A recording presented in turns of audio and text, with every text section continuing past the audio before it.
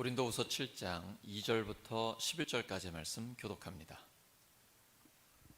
2절 제가 먼저 읽겠습니다. 마음으로 우리를 영접하라. 우리는 아무에게도 불의를 행하지 않고 아무에게도 해롭게 하지 않고 아무에게서도 속여 빼앗은 일이 없노라. 내가 이 말을 하는 것은 너희를 정죄하려고 하는 것이 아니라 내가 이전에 말하였거니와 너희와 우리 마음에 있어 함께 죽고 함께 살게 하고자 함이라. 나는 너희를 향하여 담대한 것도 많고 너희를 위하여 자랑하는 것도 많으니 내가 우리의 모든 환난 가운데서도 위로가 가득하고 기쁨이 넘치는도다. 우리가 마게도냐에 이르렀을 때에도 우리 육체가 편하지 못하였고 사방으로 환난을 당하여 밖으로는 다툼이요 안으로는 두려움이 없노라.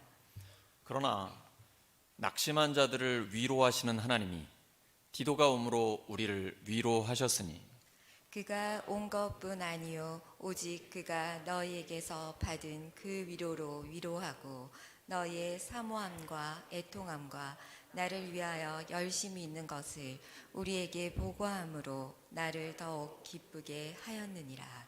그러므로 내가 편지로 너희를 근심하게 한 것을 후회하였으나 지금은 후회하지 아니함은 그 편지가 너희로 잠시만 근심하게 한 줄을 알미라. 내가 지금 기뻐함은 너희로 근심하게 한 까닭이 아니요 도리어 너희가 근심함으로 회개함에 이른 까닭이라. 너희가 하나님의 뜻대로 근심하게 된 것은 우리에게서 아무 해도 받지 않게 하려 함이니라. 하나님의 뜻대로 하는 근심은 후회할 것이 없는 구원에 이르게 하는 회개를 이루는 것이요 세상 근심은 사망을 이루는 것이니라.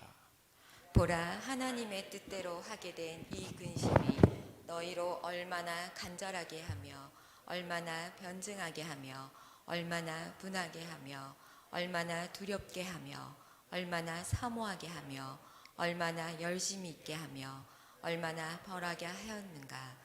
너희가 그 일에 대하여 일체의 너희 자신의 깨끗함을 나타내었느니라. 아멘. 고린도후서 8번째 시간 관계 회복의 기쁨, 관계 회복의 기쁨이라는 제목으로 하나님의 말씀 전하겠습니다. 서울대학교 김난도 교수팀이 트렌드 코리아 2023에서 이렇게 지금 우리 시대를 분석을 합니다. 분열된 집단, 고독한 사회. 지금 전 세계에 영향을 미치고 있는 우크라이나 전쟁은 사실 러시아와 우크라이나 간의 전쟁만은 아니죠. 미국, 유럽, 일본, 한국을 비롯한 자유주의 진영과 또 러시아, 중국, 북한을 중심으로 하는 사회주의 진영의 어떤 신냉전주의를 보는 듯한 그런 모습이 있습니다. 그런가 하면 우리 사회는 MIT의 그 세계적인 경제학자가 분석할 때 가장 먼저 해결해야 될 문제가 정치적 분열, 해소를 하는 것이다 이렇게 보고 있습니다. 그런가 하면 우리 가까이서도 볼 수 있지만 홀로 사는 그 1인 가구가 계속해서 늘어나고 있고 또 혼자 일하는 사람들도 참 많아지고 있습니다. 외로움, 고독, 그리고 분열 이런 것이 우리 사회 그리고 전 세계적인 문제라고 볼 수 있죠. 통계청의 2022년 1월 발표에 의하면 우리나라 국민 3명 중에 1명은 고립 상태에 있다고 합니다. 내가 너무 힘들어가지고 누구의 도움을 받아야 되는데 집안일을 도와줄 사람이 없어요. 우울해서 누군가와 대화를 나누고 싶은데 대화를 나눌 상대가 없는 것, 이것이 바로 우리의 상황입니다. 이럴 때일수록 우리는 서로를 배척하거나 차별하기보다 오히려 있는 그대로 인정하고 받아들이는 것이 필요합니다. 바로 교회가 그것을 할 수 있는 것이죠. 서로를 배려하고 친절하게 대할 때 좋은 관계에서 오는 기쁨을 맛볼 수가 있습니다. 이번에 어린이 교회 겨울성경학교 계속 진행됐는데 권사님, 집사님들도 성도님들이 함께 모여가지고 음식 준비를 정말 많이 하셨습니다. 왁자지껄 얼마나 웃음소리가 큰지요. 굉장히 행복한 그런 식당 봉사였습니다. 그래서 제가 너무 기뻐가지고 이렇게 가봤더니 저한테 그러시는 거예요. 서로가 서로를 막 자랑하고 칭찬하는 거예요. 저 사람 진짜 인간성이 너무 좋다고. 올 때 그냥 오지 않고 단감을 가져왔다고 뭐 이런 얘기도 하시고. 서로 자랑하고 서로 칭찬하고 함께 웃고 기쁘고 이게 바로 교회의 좋은 관계인 거죠. 그러니까 모이면 그 기쁨이 있고 얼굴을 보고 싶고 안 보이면 보고 싶고 왜 그런가 궁금해하고 교회에서 목장에서 또 기관에서 그런 좋은 관계를 갖기 때문에 기쁨과 행복이 있는 것이죠. 어떤 경우에는 사실 사정이 있어서 예배를 못 오는 경우도 있는데 목장 모임에는 꼭 가고 싶은 거거든요. 왜냐면 그 안에 진정한 치유와 회복이 있고 친밀한 관계가 있기 때문에 가능합니다. 오늘 고린도후서에서 보시면 사도 바울이 고린도 교회 성도들과 관계가 회복됐습니다. 우리가 그동안 고린도 전후서를 봤는데 진짜 어려운 일 아닙니까? 사도 바울에 대해서 심각한 오해를 갖고 있었습니다. 사도 바울은 이랬다 저랬다 한다, 변덕스러워, 말하고 지키지도 않는다, 또는 돈을 좋아해가지고 헌금을 강요하고 자기가 착복했다, 이런 오해들을 하고 있었단 말이에요. 사도 바울보다 믿음 더 좋은 사람 있을까요? 2000년 교회 역사에 최고로 믿음 좋은 사람 아닙니까? 바울도 이런 오해를 받았습니다. 만약에 우리를 오해하는 사람이 있다, 당연히 그렇게 생각하셔야 됩니다. 바울도 그랬는데 그걸 가지고 너무 심각하게 보지 마십시오. 근데 바울처럼 오늘 본문의 2절에 보시면 나 자신을 먼저 성찰해야 됩니다. 혹시 나에게 문제가 있지 않은가? 내 동기가 순수했나? 내 안에 정말 오해를 살 만한 그런 문제가 있지는 않은지 자기 자신을 먼저 살펴봐야 됩니다. 만약에 동기에 문제가 없다, 그 다음에는 내 말과 행동, 어떤 결정, 이런 것들을 잘 살펴봐야 됩니다. 그 결과 나한테 아무 문제가 없어요, 저 사람이 나를 오해했구나, 이게 확신이 들면 그때부터는 괴로워할 필요 없습니다. 그냥 편안한 마음을 가지시면 됩니다. 더 나아가 오히려 기뻐해야 됩니다. 왜냐하면 주님께서 예수님 때문에 터무니없는 오해를 받고 비난과 박해를 받으면 오히려 기뻐해라, 천국에서 너희의 상이 크다라고 말씀하셨습니다. 오해받을 수 있는 것입니다. 분석하고 나에게 문제가 없고 오해라고 한다면 오히려 그것은 기뻐할 일이 되는 것이죠. 도저히 안 될 것 같은데 사도 바울과 고린도 교회 성도 간에 오해가 풀렸어요. 신뢰 관계가 회복이 됐습니다. 그래서 우리는 무조건 기도부터 해야 됩니다. 하나님이 역사하시면 안 될 것 같은 불가능한 일들이 해결이 됩니다. 하나님께서 관계의 문제를 해결시켜 주시기 때문입니다. 그러면 관계 회복을 위해서 우리가 해야 할 일은 뭘까요? 첫째, 죽어도 같이 죽고 살아도 같이 산다는 마음을 가져야 됩니다. 해병대만 그런 거 아닙니다. 그리스도인은 해병대 이상의 하나님의 군대입니다. 죽어도 함께 죽고 살아도 함께 산다는 마음을 갖는 것입니다. 저 사람들은 어떻게 되든지 나만 살면 된다, 그건 그리스도인의 마음가짐이 아닙니다. 나를 돌아보기 전에 내가 교회에 유익한가, 내가 목장에 유익한가, 내가 우리 가족들에게 유익한가, 그걸 먼저 보셔야 됩니다. 죽어도 함께 죽고 살아도 함께 산다, 이 마음을 가지고 있어야 관계 회복이 이루어집니다. 고린도후서 7장 3절입니다. 시작. 여러분을 책망하려고 내가 이런 말을 하는 것이 아닙니다. 내가 전에도 말하였거니와 여러분은 우리 마음속에 자리 잡고 있어서 죽어도 같이 죽고 살아도 같이 살 것입니다. 이게 바울의 고백이에요. 뭔가 문제가 있어요. 고린도 교회 성도들하고 바울 사이에는 벽이 있어요. 해결이 안 되는 부분, 중간에는 어떤 그 후임 목회자들의 이간질도 있었고 또는 범죄가 있었어요. 성적인 문제가 있었는데 성도 전체가 아무렇지도 않듯이 그저 그럴 수도 있지 하면서 묵인했던 죄의 문제도 있었고요. 그것 때문에 사도 바울이 가슴 아프고 고통스럽지만 강한 책망의 편지를 보냈거든요. 죄를 그대로 묵인해서는 안 된다. 그러면 하나님이 더 이상 역사하지 않는다. 성령의 불이 꺼져버린다. 그러니 죄는 반드시 죄로 인정하고 끊어버려야 된다. 해결해야 된다. 너무 강한 편지를 보냈거든요. 여러 가지 문제들 때문에 사도 바울과 고린도 교회 성도 사이에 어떤 벽이 있었고 힘든 부분이 있었어요. 하지만 바울은 변함이 없었습니다. 자신의 개척한 교회이고 그 고린도 교회 성도들에 대해서 믿는 마음이 있었어요. 사실 자기를 대신해 디도라는 목회자를 보냈는데 디도에게 고린도 교회 성도들에 대해서 자랑을 했습니다. 관계가 깨져 있는데 뭘 자랑할 게 있어요. 그 안에 얼마나 영적인 혼탁함이 있고 죄의 문제도 있는데, 근데요, 어떤 사람이건 간에 단점만 있지 않습니다. 반드시 장점도 있습니다. 사도 바울은 그 장점에 초점을 맞춘 거예요. 만약에 디도에게 단점들을 많이 이야기해 줬다 그러면 디도가 선입견을 갖고 고린도 교회에 갔을 것입니다. 그러면 좋은 관계를 맺을 수가 없어요. 바울이 고린도 성도들의 장점을 이야기해 준 거예요. 막 자랑한 거예요. 디도가 가서 보니까 진짜 그렇게 됐어요. 왜냐하면 사도 바울의 그 책망의 편지를 읽고 고린도 교회 성도들이 당장은 마음이 아파요. 근심 걱정도 돼요. 기분도 나빠요. 사람이 좋은 말 들어야 좋지 꾸지람 듣고 좋을 사람이 어디 있겠어요. 근데 고린도 교회 성도들이 사도 바울의 그 책망을 듣고 오히려 자기들이 회개하고 변화됐어요. 그리고 더 나아가 바울에게 감사한 마음을 갖게 된 것입니다. 그리고 디도를 맞이할 때도 하나님을 경외하는 그 마음과 하나님의 말씀에 대한 두려움을 가지고 디도를 대하는 거예요. 와, 디도가 너무 행복해하면서 사도 바울에게 그 얘기를 해줬어요. 고린도가 달라졌습니다.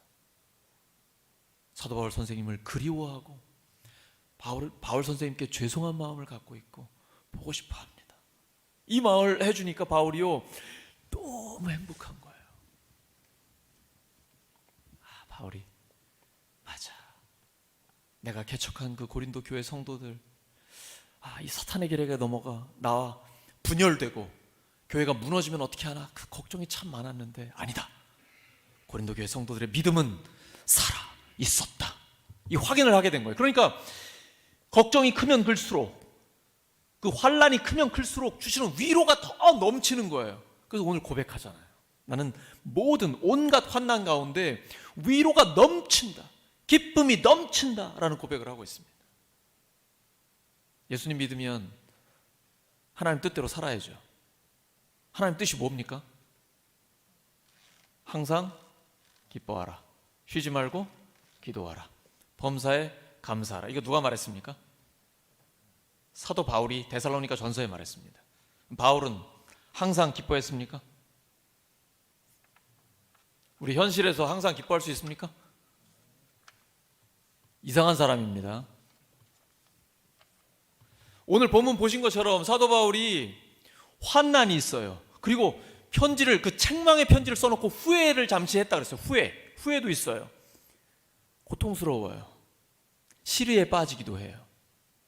이게 지금 사도 바울의 솔직한 심정이에요. 현실을 살아가는 그리스도인의 감정이에요. 어떻게 항상 기뻐해요?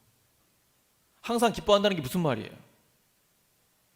그런 온갖 환난 가운데서도 하나님이 위로를 주시기 때문에 그 슬픔을 압도하는 기쁨이 있다라는 거예요. 그게 항상 기뻐하는 거예요. 만사형통해서 항상 기뻐하는 것이 아니라 모든 염려와 고통을 하나님께 맡겨드리고 하나님이 그 시시때때로 주시는 하나님의 위로 때문에 기쁨이 넘쳐나는 거예요. 슬픔은 그대로 있지만 그걸 압도하는 기쁨이 있는 것이죠. 아무것도 염려하지 말고 다만 모든 일에 기도와 간구로 너희 구할 것을 감사함으로 하나님께 아뢰라. 누가 얘기했습니까? 사도 바울이 빌립보서 4장에 얘기했습니다. 염려거리 하나도 없습니까? 아무것도 염려하지 않는 거예요? 그런 사람이 어디 있습니까? 아무것도 염려하지 않는다는 건 매일 나의 염려거리를 하나님께 맡긴다는 겁니다. 하나님께 맡긴다는 건 뭐예요? 여전히 근심거리가 있을 때가 있습니다.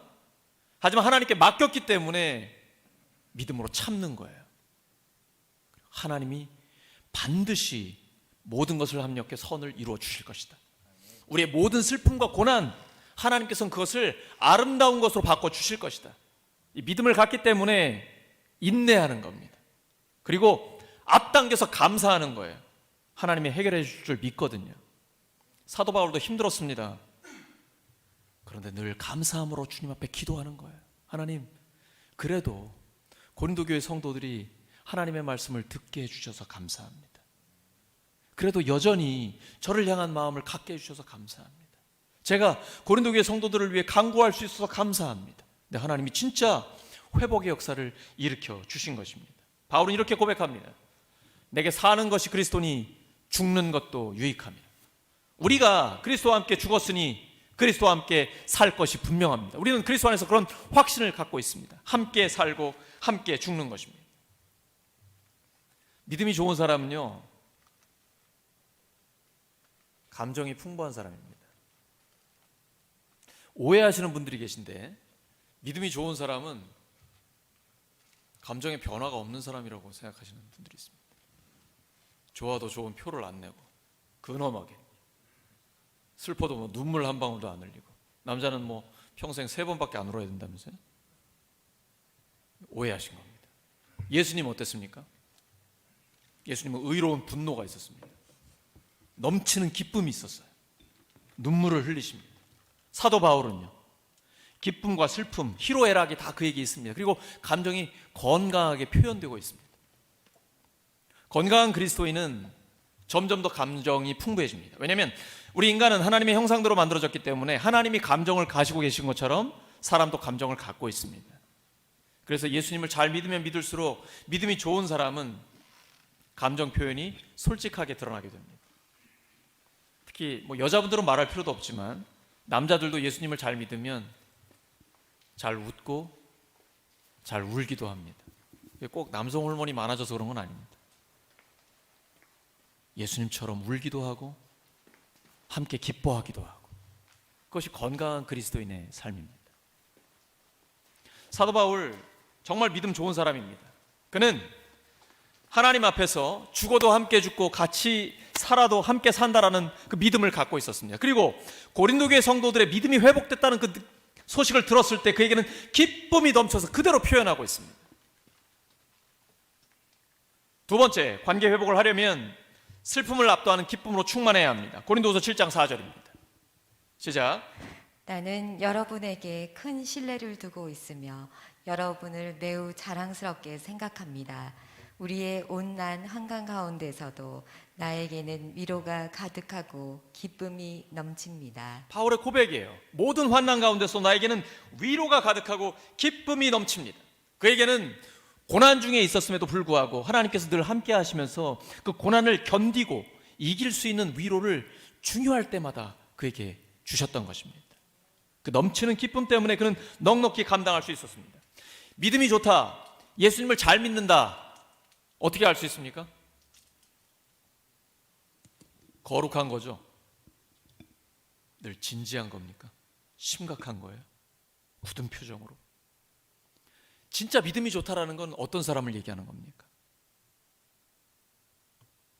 기뻐하는 사람입니다.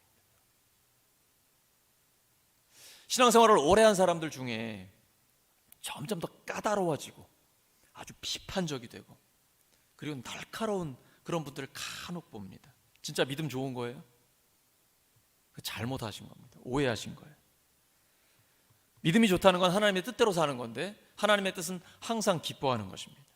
진짜 믿음이 좋다는 것은 환난과 고난 중에도 환경과 상황을 초월하는 그 기쁨으로 충만해 있는 것, 이게 진짜 믿음이 좋은 사람입니다.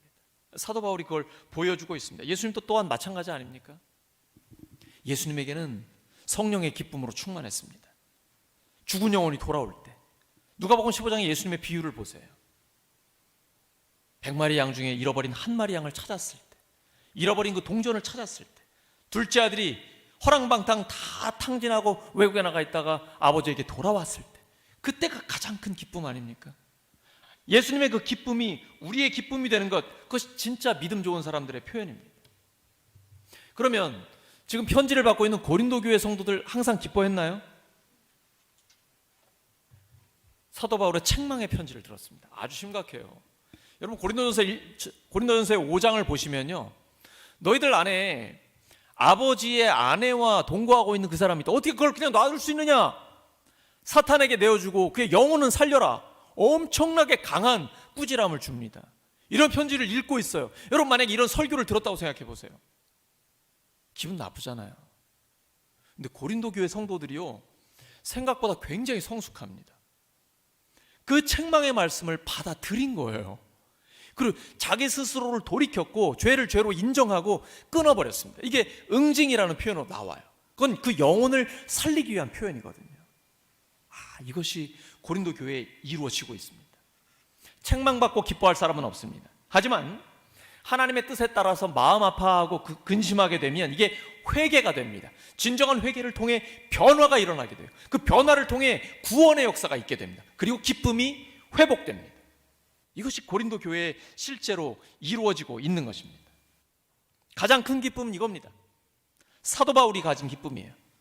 자기를 통해 다른 사람이 회복되는 역사가 일어나는 거예요. 내가 그렇게 쓰임 받는 겁니다. 고통스러워요. 바울이 고린도 전서를 쓸 때 고린도를 향해서 편지를 쓸 때 얼마나 괴롭고 심각한 고민을 많이 했겠습니까? 내가 이 편지를 써야 되나 말아야 되나? 내가 이런 싫은 소리를 해야 되나 말아야 되나? 듣기 싫은 말 하는 건 진짜 어렵습니다. 생각하고 또 생각해야 돼요. 이걸 내가 꼭 해야 되나? 해야만 되는 거예요. 그래야 그 사람이 살아나니까. 이건 부드러운 말이 아닙니다. 굉장히 거칠고 강한 말입니다. 사랑에 대해서 오해하시는 분들이 계세요. 늘 부드럽다고 생각하는 거죠. 믿음이 좋은 사람은 항상 부드러운 사람이다. 싫은 소리 한 번도 안 하고. 아니에요, 오해입니다. 진짜 사랑하면 잘못된 건 잘못됐다고 얘기를 해줘야 돼요. 교회에서도 목장에서도 가정에서도. 안 그러면 고칠 수가 없습니다. 믿음이 좋다라는 건 정말 잘못됐을 때는 잘못됐다고 얘기를 해줘야 돼요. 사도 바울이 자기 개인한테 했으면 그냥 용서하고 끝냈습니다. 하지만 사도로서의 그 권위에 도전을 한 거예요. 그거는 교회 전체를 망치게 됩니다. 방치하는 건 사랑이 아닙니다. 방치하게 되면 교회 전체가 망가지기 때문에 어쩔 수 없이 징계를 할 수밖에 없어요. 근데 주님은 사랑하는 자를 징계하십니다. 히브리서 12장에 기록도 있어요. 우리도 마찬가지입니다. 사랑한다면 꼭 필요할 때는 징계할 수밖에 없어요. 그래서 회개하고 그것을 통해 변화가 일어날 수 있도록 그를 도와주어야 합니다. 근데 그 일이 실제로 이루어진 거예요. 그러니까 관계가 회복되니까 바울은 너무 기쁜 겁니다. 이 슬픔을 압도하는 기쁨이 충만하기 때문에 가능한 일입니다. 셋째, 관계를 회복하려면 하나님의 마음에 맞게, 하나님의 뜻에 맞게 마음이 아파야 됩니다. 이걸 하나님의 뜻에 맞는 근심이라고 합니다. 세상 근심과는 다릅니다.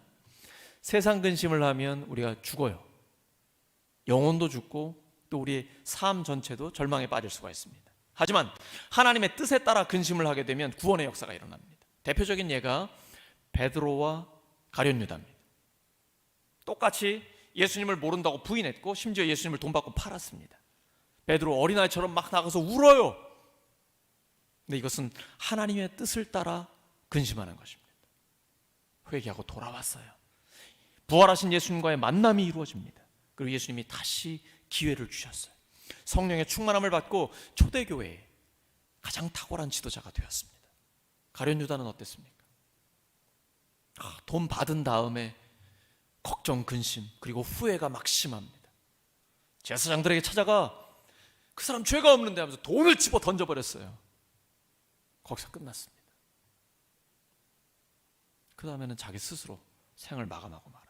이게 바로 하나님의 뜻에 따라 하는 근심과 세상 근심의 엄청난 차이입니다. 우리는 하나님의 뜻에 따라 근심해야 합니다. 필요할 때가 있어요. 그 근심은 건설적인 근심입니다. 우리를 진정 회개하게 하고 그 다음 변화로 이끌어 구원의 역사로 나아가게 합니다. 그리고 다시 한번 기회를 얻어 하나님 앞에 쓰임받게 합니다. 고린도후서 7장 10절입니다. 시작. 하나님의 뜻에 맞게 마음 아파하는 것은 회개를 하게 하여 구원에 이르게 함으로 후회할 것이 없습니다. 그러나 세상 일로 마음 아파하는 것은 죽음에 이르게 합니다. 세상에는 두 가지 근심이 있습니다.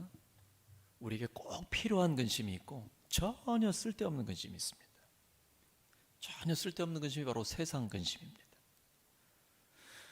근심 없는 그리스도인이 어디 있습니까? 똑같이 다 우리도 걱정 근심거리가 있지요. 하지만 우리는 하나님의 뜻에 맞는 근심만 하고 불필요한 근심, 세상 근심은 전부 다 하나님께 맡겨 버리는 것입니다. 그리고 자유롭게 살아가는 거예요. 예수님을 믿는다는 건 점점 더 자유로워지는 것입니다. 하지만 필요할 때는 하나님의 뜻에 맞게 근심해야 합니다. 하나님이 그렇게 하실 때가 있어요. 쉽게 응답을 안 주십니다. 해결을 안 주시고 우리로 하여금 자꾸 고민하게 하세요. 하나님의 뜻이 뭔지, 나를 향한 그 하나님의 마음이 뭔지를 자꾸 고민하고 주 앞에 기도하면서 근심하게 하세요. 근데 그 다음에는 확신을 주십니다.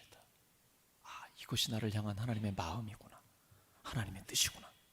내가 이게 문제였구나 하면서 나를 진정 회개하게 하십니다. 그렇게 회개하고 내가 변화됐을 때 참된 위로와 기쁨이 회복됩니다. 그렇지 않고 그냥 겉보기에 다 괜찮은 것처럼, 아무 문제 없는 것처럼, 다른 사람들은 잘 모르죠. 그러면 속으로 골마 터집니다. 하나님은 우리를 사랑하시기 때문에 그렇게 내버려 두지 않으세요. 반드시 근본적인 문제를 해결하게 하십니다. 우리가 병에 걸렸을 때 그렇죠. 겉으로 나는 증상이 문제가 아니잖아요. 근본적인 원인을 해결해야 됩니다. 그래야만 진정한 치료가 우리 안에 일어나게 되는 것이죠. 회개란 이런 겁니다. 우리 집에 귀한 손님이 찾아오기로 했어요. 방문하기로 했습니다. 그럼 어떻게 하죠?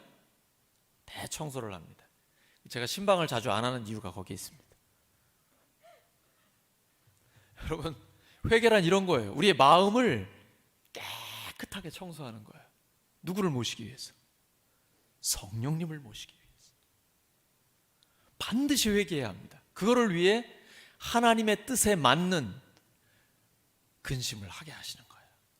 하나님의 뜻에 따라 마음 아프게 하시는 거예요. 이걸 피해서는 안 됩니다. 부딪혀야 돼요. 그러면 우리의 마음에 치유가 일어나게 됩니다. 우리 하나님의 백성입니다. 우리는 세상 사람들과 달라야 합니다. 좀 더 수준 높은 근심을 해야 합니다. 마태복음 6장 31절과 32절입니다. 시작. 염려하여 이르기를 무엇을 먹을까 무엇을 마실까 무엇을 입을까 하지 말라. 이는 다 이방인들이 구하는 것이라. 너희 하늘 아버지께서 이 모든 것이 너희에게 있어야 할 줄을 아시느니라. 뭘 먹을까, 뭘 마실까, 뭘 입을까, 이 세상에서 갖고 있는 근심 걱정들 하지 말라는 거예요. 그리고 하나님 나라를 위해, 먼저 하나님 나라와 하나님의 의를 위해서, 그거를 위해서 기도하면서 고민하면서 하나님의 뜻을 구하라는 것이죠. 좀 더 수준 높은 근심 말입니다. 옆 사람 축복해 주시기 바랍니다. 수준 높은 근심을 하시기 바랍니다.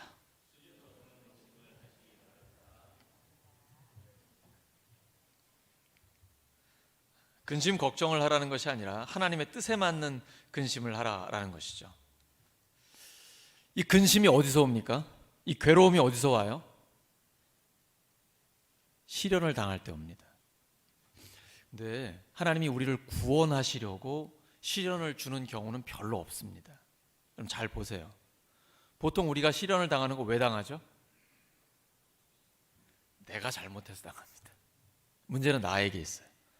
또는 나쁜 사람들 때문에 그럴 때가 있습니다.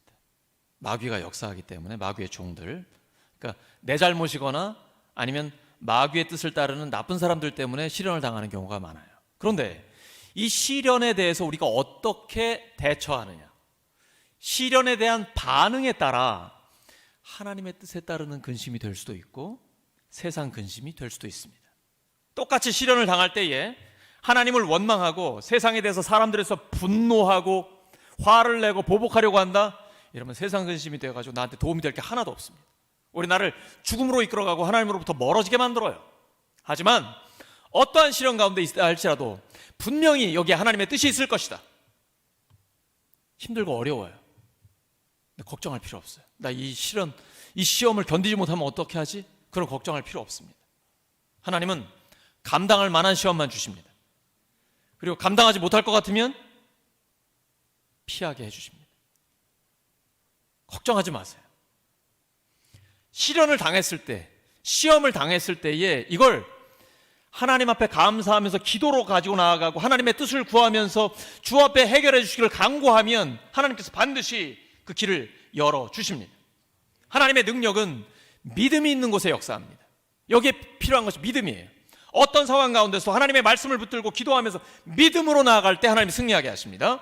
히브리서 11장 6절입니다. 시작.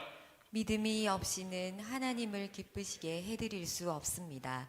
하나님께 나아가는 사람은 하나님이 계시다는 것과 하나님은 자기를 찾는 사람들에게 상을 주시는 분이시라는 것을 믿어야 합니다. 하나님은 우리를 지정의의 존재로 만들어 주셨습니다. 그래서 감정에만 따라가셔도 안 됩니다. 또 지적인 데만 머물러서도 안 됩니다. 이 세 가지가 함께 가야 됩니다. 하나님의 말씀에 근거한 확실한 믿음, 주님을 믿는 뜨거운 가슴, 또 하나는 의지적인 결단이 있어야 됩니다. 믿음으로 주님 앞에 나아가는 거예요. 어떤 일을 당해도 믿음이 없이는 하나님 기쁘시게 못합니다. 믿음이 없으면 하나님의 능력은 역사하지 않습니다. 그래서 하나님의 말씀을 믿고 가슴으로 뜨겁게 예수님에 대한 사랑을 갖고 그리고 의지적으로 결단해야 돼. 주여, 구하면 주신다고 하셨고 찾으면 찾는다고 하셨고 문을 두드리면 열린다고 하셨습니다. 주여, 이 문제를 해결해 주시옵소서. 믿음으로 나아갈 때 하나님 역사해 주십니다. 예수님을 믿는 삶이란 문제가 없는 삶이 아닙니다. 믿음으로, 진리 안에서, 사랑으로 문제를 해결하는 삶입니다. 그러니까 믿음이 좋다라는 것은 문제 해결 능력이 있는 것입니다.